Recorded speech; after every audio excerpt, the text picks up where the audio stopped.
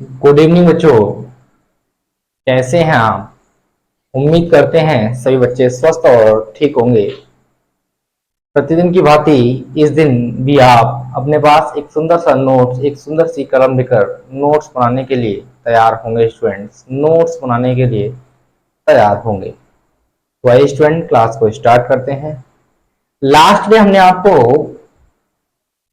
Elimination method यानी विलोपन विधि के द्वारा दो रैखिक समीकरणों को सॉल्व करने का प्रोसेस बताया था। आज उसी क्रम में हम आपको, उसी ऑर्डर के अंतर्गत हम आपको आज बज्रगण विधि से रिलेटेड कुछ न्यूमेरिकल्स को सॉल्व कराएंगे। उससे पहले हम आपको बताएंगे कि बज्रगण विधि क्या होती है, उसके द्वारा समस्याओं को कैसे सॉल्व किया जाता है, दो रैखिक युग्म को, दो रैखिक समीकरणों को कैसे सॉल्व किया जाता है, उसके बारे में डिटेल से चर्चा करेंगे और फिर एनसीईआरटी के जो प्रश्न हैं उनको सॉल्व करेंगे। तो आइए स्टूडेंट, अधिक समय न लेते हुए क्लास को स्टार्ट करते हैं। आइए स्टूडेंट्स।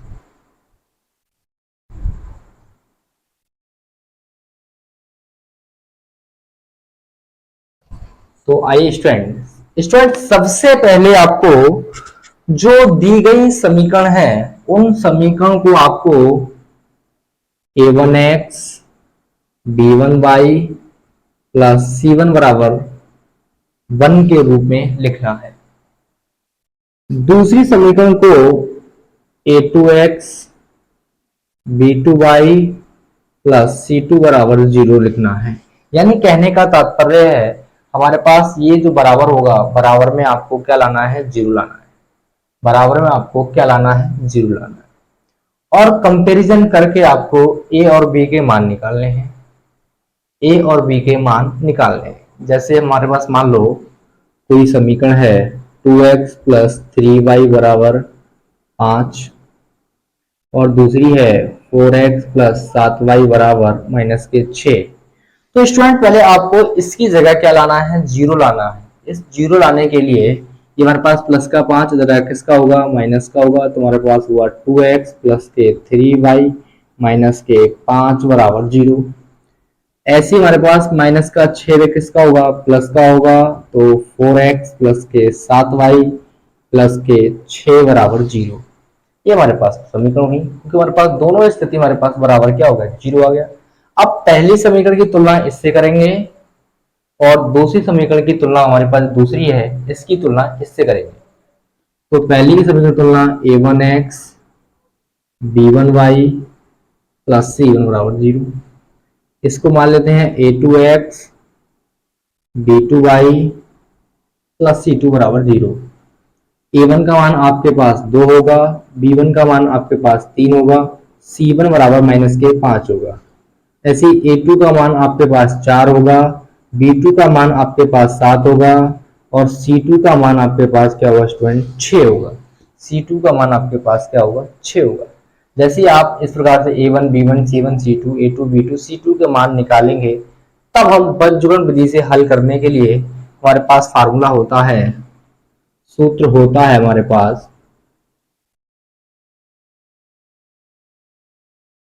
फार्मूला हमारे पास होता है स्टूडेंट x बटे b1c2 b2c1 बराबर y बटे c1a2 c2a1 बराबर 1 बटे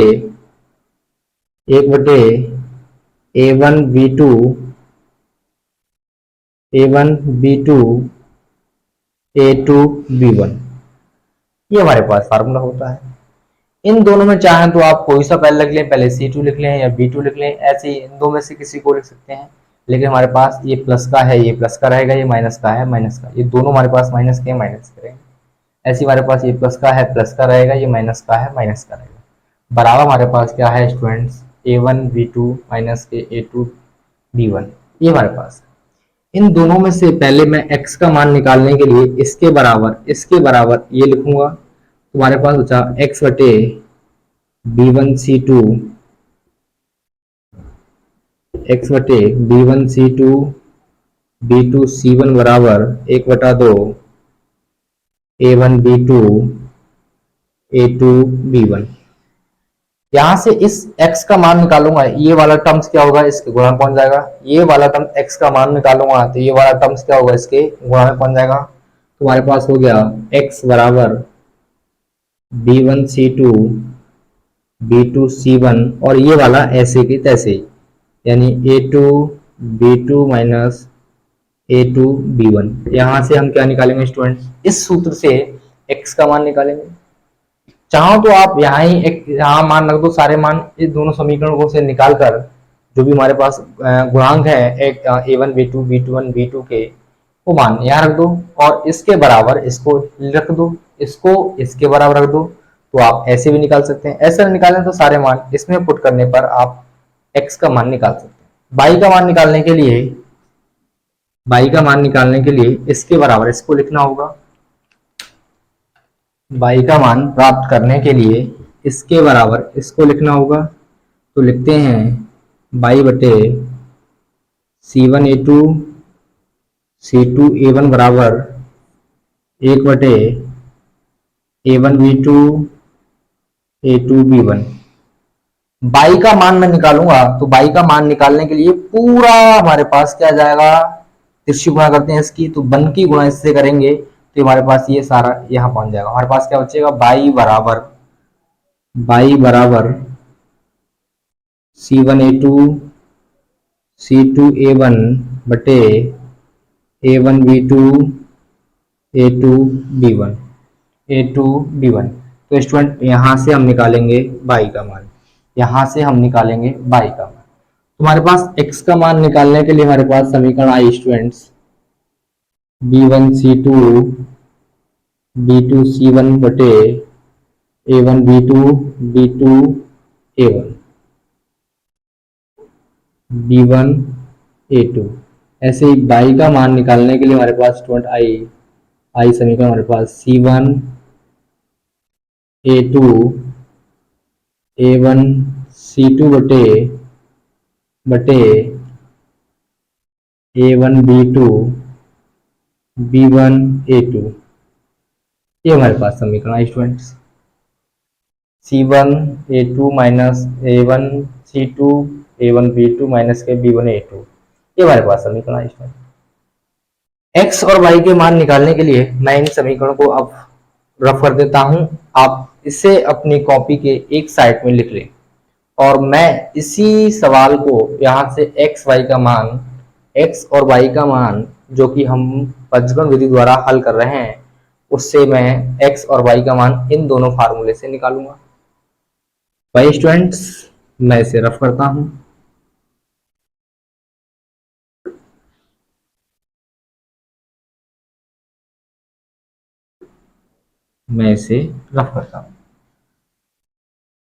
पहला सवाल हमारे पास, इसमें हमारे पास है a1 का मान 2 हो गया, तो लिखते हैं a1 बराबर 2, b1 बराबर 3 और c1 बराबर माइनस के 5।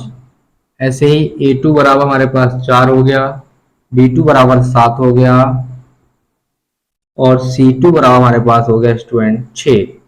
हमसे सवाल कह रहा है कि बीजगणित विधि द्वारा समीकरण को हल कीजिए, यानी x और y का मान निकालिए। समीकरण को हल करने का तात्पर्य हमें क्या है स्टूडेंट, x और y का मान निकालना है। x और y का मान निकालने के लिए हमारे पास पहले इस फार्मूले में सारे मान रखेंगे। पहले लिखो हमारे पास x बराबर b1 c2 b2 c1 बटे a1 b2 a2 b1। b1 का मान हमारे पास 3, ये इसके गुणा में है तो गुणा का चिन्ह लगाइए। c2 का मान हमारे पास 6, माइनस है तो माइनस लगाइए। b2 का मान 7 और c1 का मान माइनस के 5, बटे का चिन्ह जहां जहां प्लेस है उसके स्थान पर सारे मान रख दिए हमने।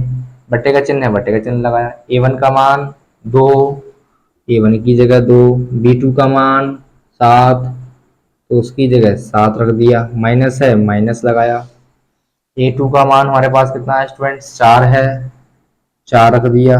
b1 का मान हमारे पास कितना है, 3 है तो 3 रख दिया। स्टूडेंट इसमें गुणा कर दो और गुणा करके सॉल्व कर दो। तीन छक 18, minus minus plus, minus minus plus, 7 पंजे 35 बटे 7 दूनी 14 और 4 तियां 12।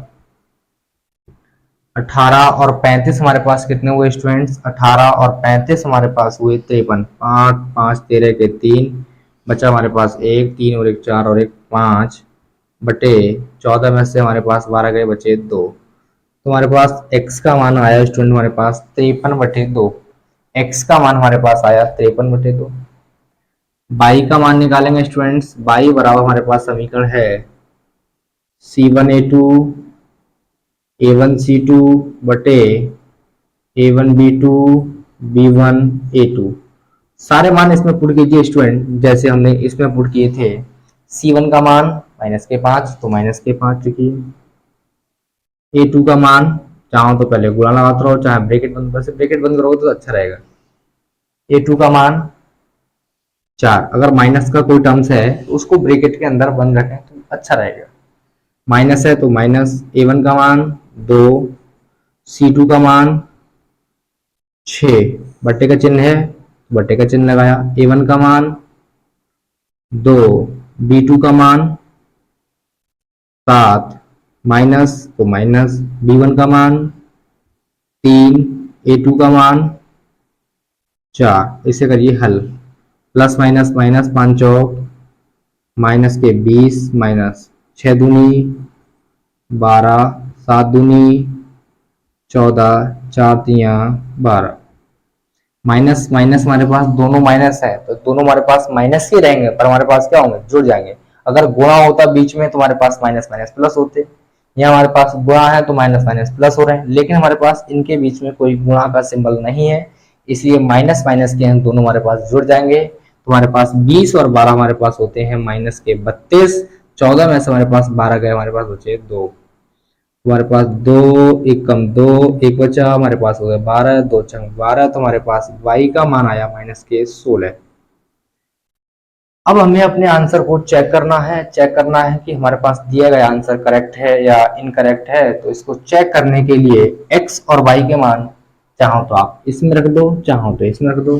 x और y के मान रखने पर अगर 5 आ गया तब भी हमारे पास आंसर करेक्ट है, और यहाँ रखने पर हमारे पास माइनस के 6 आ गया तब भी हमारे पास आंसर करेक्ट है। तो ये वाले x और y के मान मैं इसमें रखता हूँ। 2, x का मान हमारे पास है 53/2 प्लस 3, y का मान हमारे पास माइनस के 16 बराबर 5। 2 से 2 कैंसिल, हमारे पास बचे 53। 16 तियां 48, तो प्लस माइनस माइनस के 48, लाना कितना हमें 5। 53 में से 48 जाएंगे, हमारे पास क्या बचेंगे? 5, और जो कि 5 इस 5 के बराबर आ गया। तो हमारे पास आंसर क्या है स्टूडेंट? करेक्ट है। आंसर क्या है स्टूडेंट्स? करेक्ट है। तो स्टूडेंट चाहें तो आप इस फार्मूले को जो हमने बनाया है इसके द्वारा आप एक्स वाई का मान निकाल लें, या स्टार्टिंग में जो रखा लिखा था हमने, स्टार्टिंग में जो एक्स बटे ए वन, एक्स बटे बी वन सी टू माइनस के सी टू बी वन जो था, और जो हमारे पास अचरपद था, उसके द्वारा आप मान निकाल सकते हैं। तो स्टूडेंट पहले मैं इसे रफ कर दूं।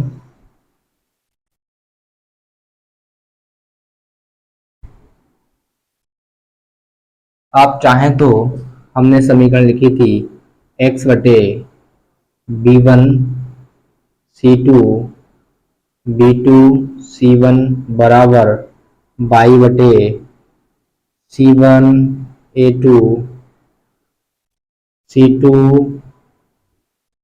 ए वन बराबर 1 बटे ए वन बी टू माइनस के बी वन ए टू। इसके बराबर अगर आप इस विधि से आप नहीं करना चाहते तो आप x बटे बी वन सी टू माइनस बी टू सी वन बराबर 1 बटे ये पूरा पर लिख लीजिए a one v two minus के वी वन ए टू। यहाँ सारे मान रखो, यहाँ सारे मान रखो, हल कर दो, हमारे पास क्या होगा स्टूडेंट्स? वो हमारे पास क्या आएगा? तिरछी गुणा कर देना, फिर x का मान आएगा। बाई का मान निकालने के लिए बाई बटे C one A two C two A one बटे A1 B2 B1 A2। y का मान निकालने के लिए आप सारे गुणांक के मान यहाँ रख दीजिए और सारे गुणांक को मान यहाँ रख दीजिए। यहाँ का मान आने पर इसकी गुणा इससे कर दीजिए। अगर भाग हो रहा है, डिवाइड हो रहा है तो डिवाइड कर दीजिए, और नहीं हो रहा है तो ऐसे रहने दीजिए। तुम्हारे पास वहां से क्या निकलेगा, y का मान। यहाँ तो आप इस प्रकार से निकालें या आप इस प्रकार से हमारे पास x और y के मान निकालें। नोट्स करें, नोट्स करें।